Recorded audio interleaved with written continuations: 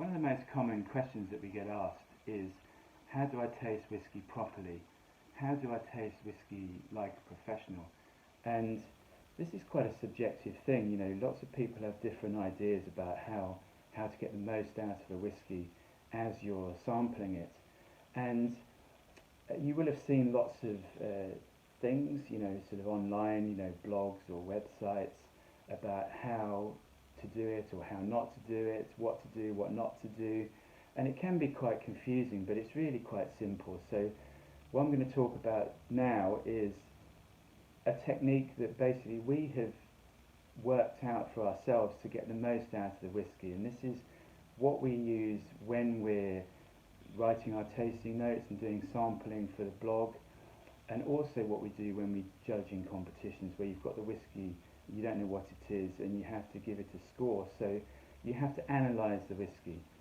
So the first thing to think about is the type of glass that you're going to be using. So the one we often use is the Glencairn glass, and what you'll see with this is the shape of the glass actually has this sort of tulip shape, and this is very good for channeling all the aromas, particularly to your nose, but we'll get onto that a bit more in a minute. There's also a mini version of that, very cute, which you can also buy. It does a very similar job, and you can also get the same glass essentially with a stem, and sometimes it even comes with a little lid on the top as well, just to trap the aromas. But of course this is for analysing whiskey, and to try and identify the aromas and flavour compounds that are in it.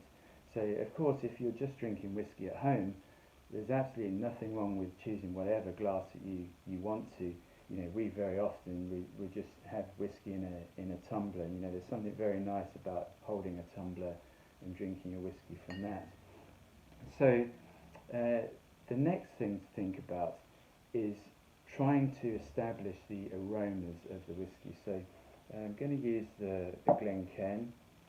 I've got this Jura here, Jura 12, and we'll just go through, just pour a little bit into the glass. And we're going to have a little sniff, and this is what's called the nose. So you may often have heard it referred to as the nose of the whiskey. So what we've got here is, you see, you have a little sniff, and what we do is we almost ignore that first sort of sniff, and that might sound a bit strange, but the reason behind it is that particularly if you're not used to sort of smelling whiskey or this strength of alcohol, this has to be minimum 40% ABV, alcohol by volume. So this can sometimes attack your senses. So we almost ignore what we get from the first sniff, and then we go back, have another little sniff. And the thing to remember is that you can start sort of equating what you're smelling to your own experience. You might read some tasting notes, say for this Jura, and it will say this or that, and you say, well, I don't get that. But you can equate it to your own experience, and this is the beauty of it.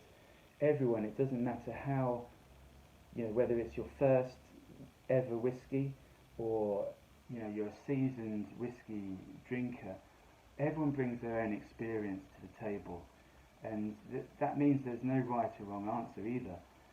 So here we are, have another couple of sniffs, and just try to identify something new each time that you're smelling the whiskey. Different aromas are sort of coming through as the whiskey mixes with the oxygen, and as it sort of aerates a little bit. And even an interesting tip that somebody showed us was, even if you put your nose against the base of the glass there and have a sniff, so you're relatively close to the whiskey there. Remember that, and then you put your nose, the bridge of your nose, against the top of the glass, and you get a different set of aromas, and that's because some of them are coming up to the top of the glass and being sort of coming out of the glass here, and some of them are sitting right almost above the liquid and coming out here. So this is why this tulip-shaped Glencairn glass is particularly useful. So the next thing is to have a taste. And the important thing here is to remember, we're not, this is like sip, savour. We're not on a Saturday night out on the town, and equally, we're not drinking our whiskey, like they do in the cowboy movies. So what we're going to do is we're going to do a similar thing to what we did with the nose. And if it's a good whiskey, then what you had a smell of on the nose should give you an idea of what it's going to taste like in your mouth. And this is called the palate. So you might hear people referring to it as the palate of the whiskey. So let's have a little sip.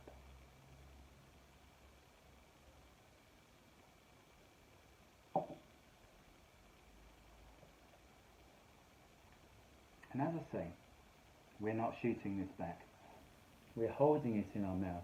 And what you're doing is the same as you were doing with your nose when you were almost ignoring that first sip. What you're doing is by rolling it around in your mouth, you're getting your taste buds used to that strength of alcohol firstly. As I say, it has to be over 40% to be legally whiskey. So you're getting it used to it, and it's naturally starting to mix with the saliva in your mouth, which again brings out different flavours. So again, relate it to your own experiences. The flavours that you're getting, when you read the review, you might not get those flavours, but it might remind you of, a dessert that you've had, or, some sweeties or candy from your childhood, or, a particular, piece of furniture or something. It can really be anything, so there really is no right or wrong answers. And again, have another little sip, and we move it around our mouth again. And this time, we try and identify something new and different from the previous time.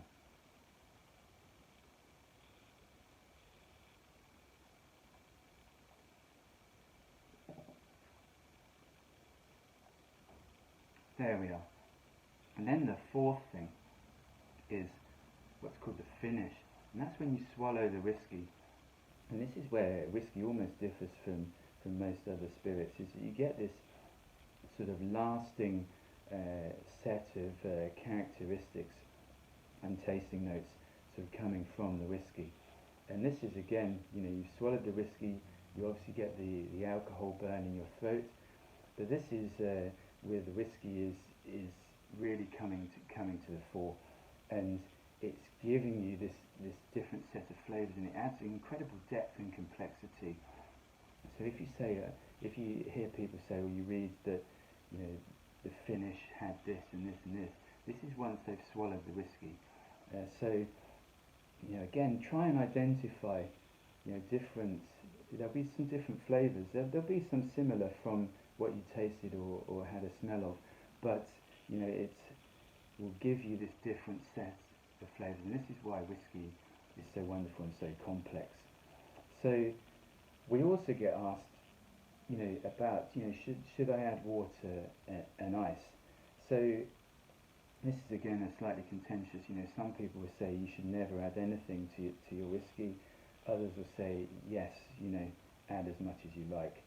We're very much in the camp of, if you taste this, always try it neat first before you make your decision. Taste it, and then you can make up your own mind. So adding water, you can add as little or as much as you want. It's a bit like having sort of orange squash or cordial. Some people like, their cordial very rich, very strong, and others like it very weak, very watery. So you can add a little bit, and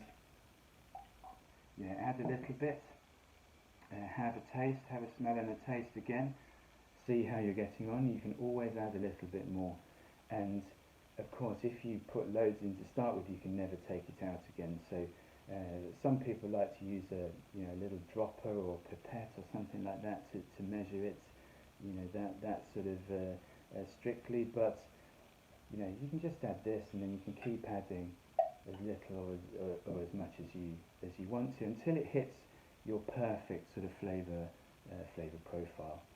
So, of course, what's happening there is diluting.